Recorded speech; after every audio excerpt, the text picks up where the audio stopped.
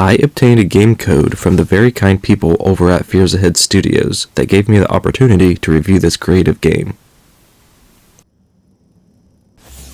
The Reward of Cherishment and Eternity is a third-person action-adventure shooter developed and published by Fears Ahead Studios and released on January 22nd of 2025. Life and death are perplexing concepts that everyone has to face. What is the meaning of life? What is the meaning of anything, really? Is there even a point? And if there is it worth all the trouble? The Reward of Cherishment and Eternity comments on these cycles of questions, and with the help from the Reaper himself, you may find your answer in this visually stunning abstraction of the afterlife.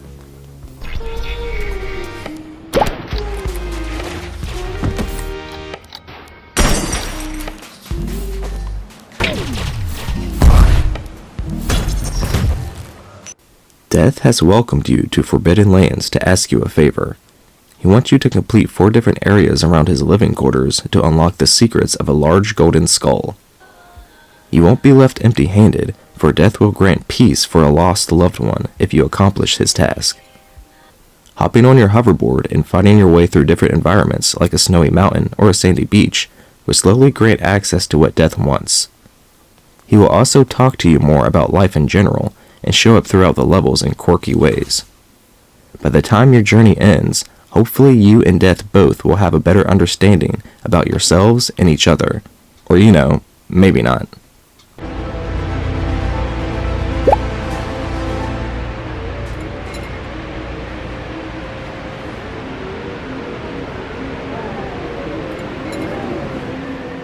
The story is instantly intriguing, purposeful, and thoughtful. Death as a curious character is compelling, especially since he has a very apparent role in the cycle of life already.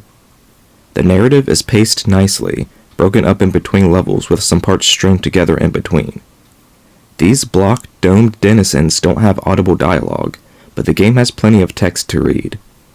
A big problem I had is that you can hardly read any of the words that are on screen. The game is super stylized to the point that any written thing immediately gets blended into the background, which makes it hard to understand the story or what I had to do at points, and remains one of the biggest problems all throughout the game.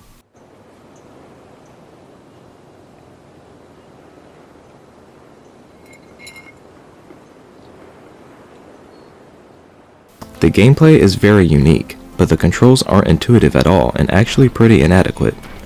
With how extreme the bizarreness of the controls are and how the character feels to play, it actually seems as if the weirdness of it all is purposeful, which just adds an extra layer to the glamour of the game. The environment is very dreamlike, and your jumps are super floaty. Your character also waves their arms up and down in a cartoonish way, like they are trying to swim upward if you hold your jump. This aesthetic that the game carries within its gameplay and controls are definitely out of the ordinary, but mixes with the overall narrative well enough to make it flow and make sense without any of its elements feeling too jarring.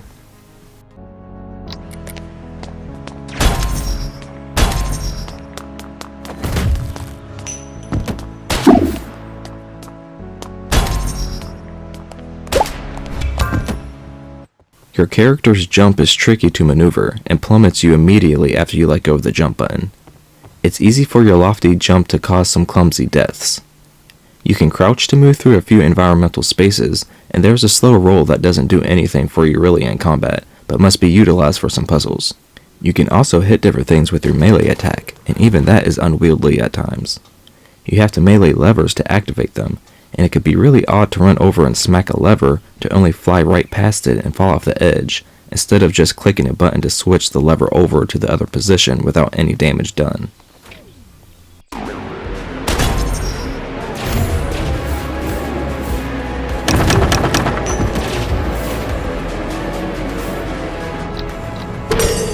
Combat is imaginative and pretty fun once you get a flow going. Enemies come in different sizes and variants. Shooting them enough times will down them, and then attacking them again will fully eliminate them. You have a handgun that you can shoot at enemies, but you run out of ammunition rather quickly. Meleeing an enemy grants you ammo, but doesn't do any damage to most enemies, so there's a fast-paced, chaotic style to the gameplay where you are shooting and trying to get ammo while trying to dodge their shots at you at the same time. Meleeing a downed enemy will grant you with ammo, and shooting an enemy's head while they are downed will give you health.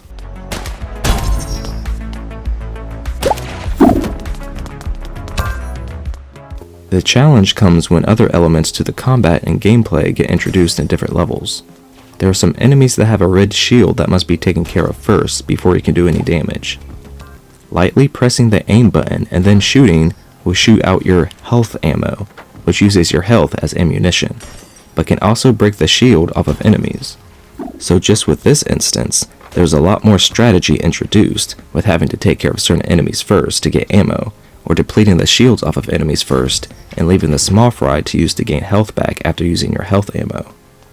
There's enemies that can only be dealt with by melee, there's enemies that have bullets that need to be reflected first, and there's enemies that have eyeballs for heads where you have to unleash a special melee move near them to stun them.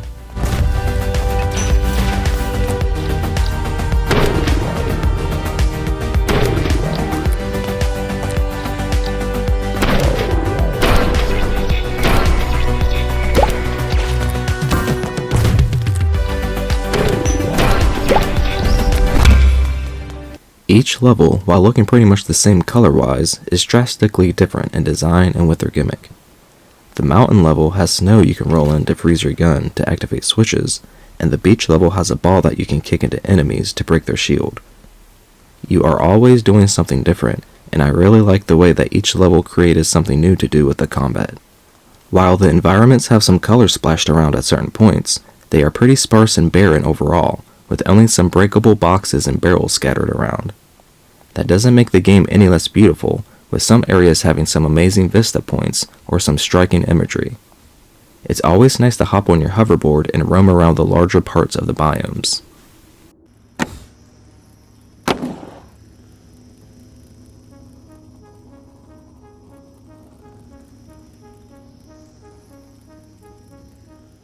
Traversing this twisted world is pretty relaxing with calm meditative music.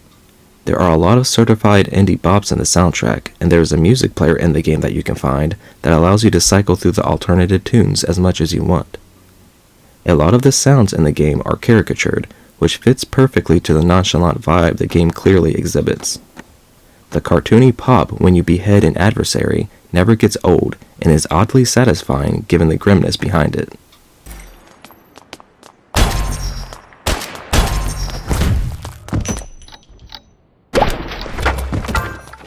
Even though the game blends its levels and gameplay together successfully, and provides judicious and rewarding decisions through basic combat with its mechanics and the environment in inspired ways, the game has some issues with its difficulty and the second-to-second gameplay in general. You have a slowdown feature that you can endlessly use, and while yes, it makes the combat a lot more fun, it also relinquishes any forethought to some of the more demanding battles when you can just constantly slow everything down.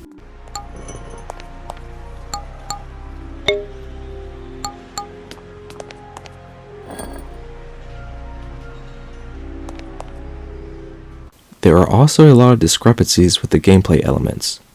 You are taught that you can hit switches and pull ropes to activate buttons, and so on and so forth, but sometimes the game makes you do things in a certain order just because they want you to. How you advance in the game is very straightforward, with only a few off-the-beat paths where you can find some extras like music or headgear you can customize the protagonist with, so when the game teaches you mechanics, it feels very matter-of-fact. So when you are constantly completing these small puzzles, like the game taught you, and then you come up to a rope that you can't pull for absolutely no reason, because the game wants you to go behind the rope to switch on a lever before you pull it, it feels very unconventional.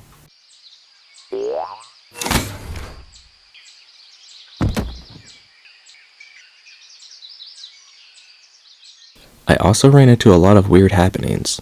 The characters are very ragdolly, so some funny things can occur if something sets off whatever condition needs to be set off to initiate the ragdoll physics. Sometimes strains that needed to be pulled were nowhere in sight or hanging off an area that I couldn't reach. As someone that loves to explore and appreciate art from multiple viewpoints, I ran into a lot of spots that I couldn't get out of. Some of the areas you wouldn't even think you could get stuck in.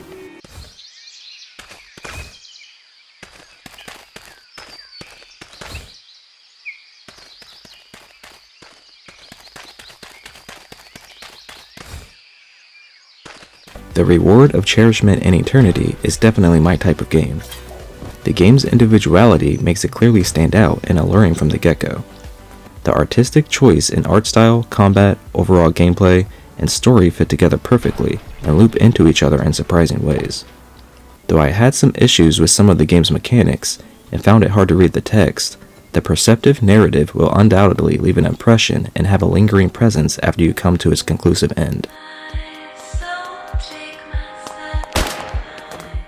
I give The Reward of Cherishment and Eternity a 7.5 out of 10.